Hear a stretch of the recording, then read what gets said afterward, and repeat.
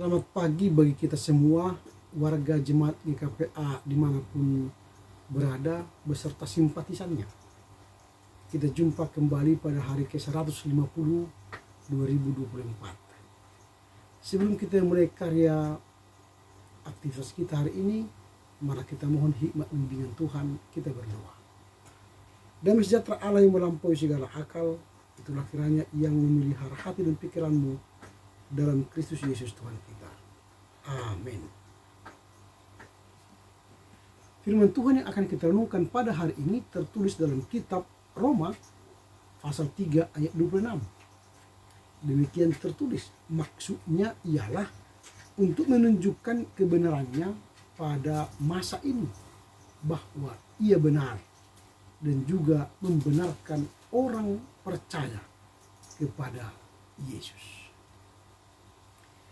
This was also to demonstrate his righteousness in the present time, so that he will be just and the justifier of the one who live because of Jesus' faithfulness.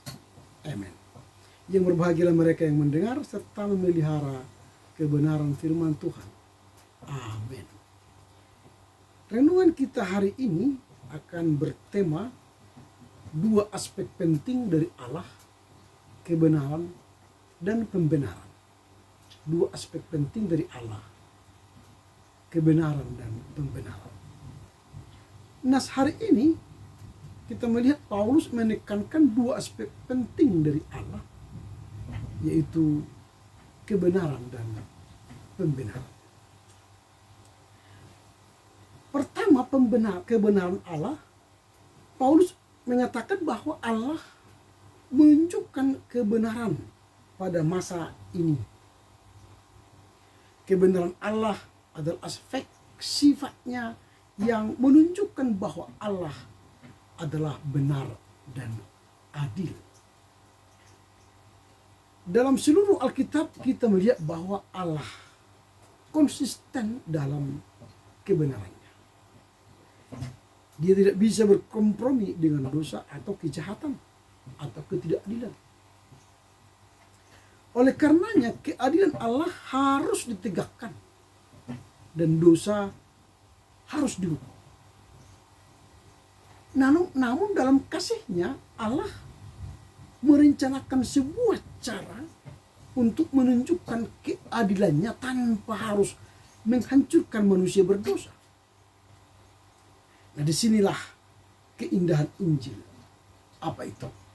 Allah menunjukkan kebenarannya melalui Yesus Kristus. Saya ulangi, Allah menunjukkan kebenarannya melalui Yesus Kristus. Yesus sebagai anak Allah yang tak berdosa, dijadikan berdosa, menanggung hukuman yang seharusnya kita yang harusnya menerima hukuman itu. Kita yang berdosa dijadikan tidak berdosa supaya kita beroleh keselamatan. Melalui kematian dan kebangkitan Yesus, keadilan Allah terpenuhi. Melalui kematian dan kebangkitan Yesus, keadilan Allah terpenuhi. Itu bagian pertama, kebenaran Allah. Bagian yang kedua, pembenaran oleh iman. Pembenaran oleh iman. Bagian kedua dari ayat ini menegaskan bahwa Allah juga membenarkan orang yang percaya kepada Yesus. Jadi orang yang telah menerima Yesus, percaya Yesus, dibenarkan oleh Allah. Ini adalah inti dari doktrin pembenaran oleh iman yang sangat ditekankan oleh Paulus. Pembenaran berarti dinyatakan benar di hadapan Allah. Pembenaran berarti dinyatakan benar di hadapan Allah. Kita yang seharusnya dihukum karena dosa-dosa kita, kini dinyatakan benar karena iman kita kepada Yesus Kristus. Jadi iman kita kepada Yesus Kristus adalah kunci membuka keselamatan. Saya ulangi, iman kepada Yesus Kristus adalah kunci membuka keselamatan kita.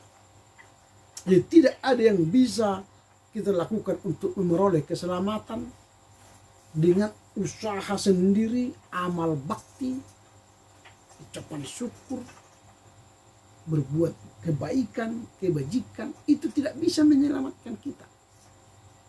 Kebaikan kita, kebajikan kita adalah buah dari keselamatan yang kita peroleh.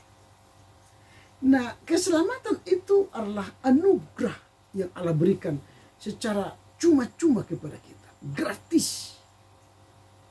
Hanya karena iman kita diselamatkan.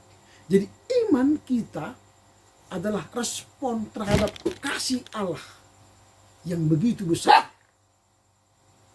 Melalui iman itulah kita menerima pembenaran. Jadi pemahaman bahwa kita dibenarkan oleh iman membawa kita kepada kehidupan baru. Pemahaman bahwa kita dibenarkan oleh iman membawa kita kepada kehidupan yang baru.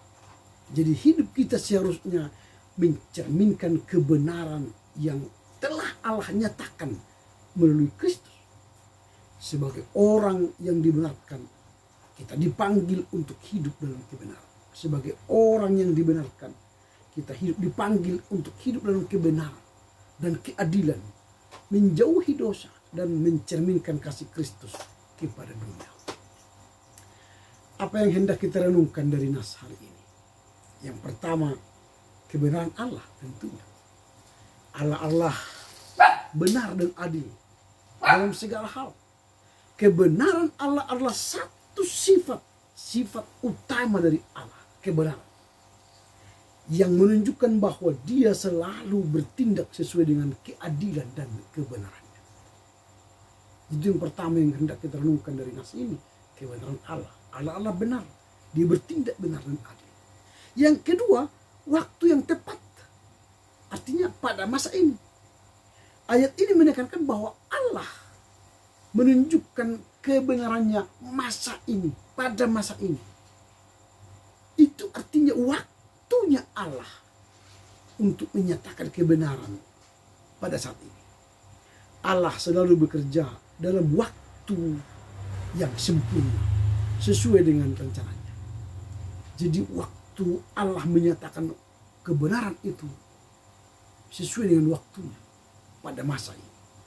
Jadi kedua ialah waktu yang tepat. Allah merencanakan kapan kebenarannya dinyatakan.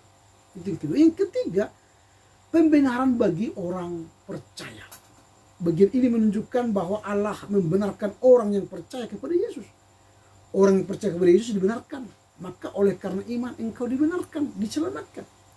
Pembenaran Allah, tindakan Allah yang dinyatakan kepada orang berdosa menjadi benar karena iman. Menjadi benar karena iman kepada Yesus Kristus. Nah, ini adalah anugerah, bukan hasil usaha manusia sendiri. Itu yang ketiga. Yang keempat, yang terakhir, kasih dan keadilan Allah. Kasih dan keadilan Allah. Ayat ini juga menekankan bahwa Allah tidak hanya adil, tetapi juga penuh kasih. Dan membenarkan orang percaya kepada Yesus melalui kasih karunia-Nya. Ini menunjukkan keseimbangan sempurna antara keadilan dan kasih karunia. Ini menunjukkan keseimbangan sempurna antara keadilan dan kasih yang ada pada Allah. Itu. Jadi apa yang hendak kita renungkan dari nas hari ini? Yang pertama, kebenaran Allah. Yang kedua, waktu yang tepat. Yang ketiga, pembenaran bagi orang yang percaya. Dan yang keempat, kasih dan keadilan Allah. Karena itu, dengan merenungkan nas hari ini, kita dapat lebih mendalami kasih dan keadilan Allah. Serta bagaimana kita seharusnya hidup sebagai orang yang telah dibenarkan oleh iman kepada Yesus Kristus. Amin.